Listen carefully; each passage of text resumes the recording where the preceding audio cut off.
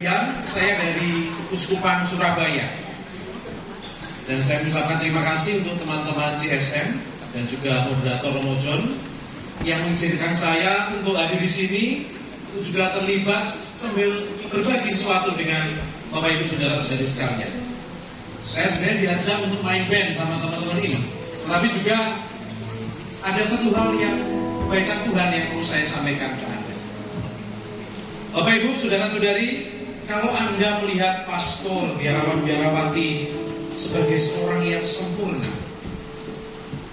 berarti itu pandangan yang tidak tepat. Mengapa? Karena kami, saya, Romo John, juga para Romo, para pastor, biarawan-biarawati di luar sana, kami dipanggil justru karena kami lemah, karena kami tidak mampu. Tetapi itu semua menunjukkan bahwa Tuhan mengundang kita semua yang mungkin orang sederhana, orang biasa-biasa saja, untuk dipanggil membawakan Injilnya bagi dunia. Amin. Amin. Dan seperti malam ini kita hadir di sini dipersatukan bukan karena kita ini suci, kita memang berusaha untuk menjadi suci, tetapi namanya manusia, ada kesalahan, ada kekurangan, dan justru karena itulah kemudian kita disadarkan betapa Tuhan itu Maha Pengasih dan penyayang bagi kita semua. Bapak Ibu Saudara-saudari yang dikasihi oleh Tuhan, kurang lebih 2 atau 3 tahun lalu, ketika saya diutus oleh Bapak Uskup saya, Bapak Uskup Uskupan Surabaya, waktu itu Monsinyur Sutekno Wicaksono, saya ini diutus untuk melanjutkan studi di luar negeri, di Spanyol. Waktu itu masih COVID 2021 akhir begitu ya. Nah, kemudian karena COVID tidak ada kursus bahasa Spanyol, adanya kursus online 3 minggu. Lalu kemudian harus berangkat ke sana dan kemudian harus masuk kelas untuk belajar teologi moral saya di sana. Lalu namanya orang tidak persiapan, hari pertama masuk kelas perkuliahan, dosennya ngomong apa, saya tidak bisa mencerna. Teman saya ngomong apa tidak jelas. Seperti saya ini di planet yang sangat jauh. Termasuk saya juga mau mengungkapkan sesuatu tidak bisa. Saya seperti orang yang tidak bisa mendengar, tidak bisa bersuara. Dan hanya kepada siapa saya bisa ngomong? Hanya kepada Tuhan.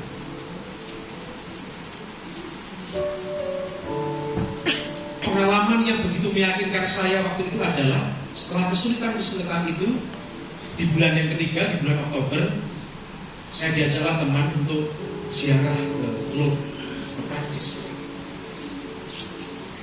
Dan tampaknya saya tidak pernah ziarah dengan begitu harunya menghadap Bunda Maria di sana, menceritakan bagaimana kesulitan yang saya alami. Sampai saya mempertanyakan, apa maksud perutusan ini kok diberikan kepada saya di tengah kesulitan ini? Dan ketika saya berdoa di depan patung Bunda Maria di Lourdes Prancis itu, saya meminta kepada Tuhan melalui Bunda Maria supaya saya mengerti apa maksudnya sebenarnya Tuhan mengirim saya ini ke tempat ini. Sementara saya ngomong tidak bisa, kemudian teman orang Indonesia juga tidak ada, apalagi makanan ya, makanannya tidak ada rasanya semuanya. Mau cari pecel lele tidak ada. Rasanya saya sendiri sekali waktu itu. Tetapi kemudian di dalam doa Rosario itu saya disadarkan bahwa ketika Tuhan mengutus kita menjadi apapun diri kita, saya menjadi imam, Bapak Ibu menjadi orang tua, kamu yang kuliah menjadi mahasiswa. Kalau Tuhan sudah mengutus kita, kalau kita berpasrah, Tuhan pun akan memberikan kekuatan kepada kita. Amin. Amin. Jadi Tuhan tidak mungkin mengutus seseorang tanpa memberinya kekuatan. Tuhan tidak mungkin mengutus seseorang tanpa penyertaannya. Lalu apa yang terjadi dengan saya waktu itu? Pikiran saya dipenuhi dengan kekhawatiran. Pikiran saya dipenuhi dengan segala macam yang sebenarnya harusnya saya singkirkan untuk bisa melihat gambaran besar lukisan Allah ini. Bahwa saya dikirim ke sana bukan untuk berhasil untuk diri saya, tetapi untuk pulang nanti mengajar para calon pastor supaya jadi pastor yang lebih baik. Saya lupa akan rencana Allah itu, hanya berpikir nanti kalau nggak bisa kerjakan tugas bagaimana, nanti kalau makanannya tidak enak bagaimana. Hanya itu, pikiran-pikiran kecil yang membuat kita lupa betapa indah undangan Tuhan. Dan setelah itu, setelah doa saya diyakinkan dengan rintihan air mata itu, apakah saya bisa langsung berbahasa Spanyol, Bapak Ibu? Coba tebak. Tidak juga sebenarnya. Karena Tuhan juga bukan tukang sulap. Tetapi saya semakin yakin bahwa ketika Tuhan mengutus saya ke situ, Tuhan menyertai. Dan saya hanya lupa akan hal itu. Amin. Amin. Jadi ada yang di sini yang hari ini sedang gundah gulana, yang sedang tertutup pikiran dan hatinya dengan kekhawatiran. Coba singkirkan sejenak. Lihat betapa besar kebaikan Tuhan yang ada dalam perjalanan hidup Anda selama ini, yang mungkin tertutup oleh pikiran-pikiran. Dan pada waktu itu saya juga diyakinkan kembali ternyata oleh moto imamat yang saya ambil. Saya mengambil moto imamat Mazmur 23. Tuhan adalah gembala. Maka saudara-saudari yang dikasihi oleh Tuhan, di akhir kesaksian saya ini, kesaksian bahwa Tuhan itu kalau mengutus kita selalu memberikan kekuatan dan rahmat kepada kita, saya ingin bacakan kepada Anda betapa indah janji Tuhan sebagai gembala itu.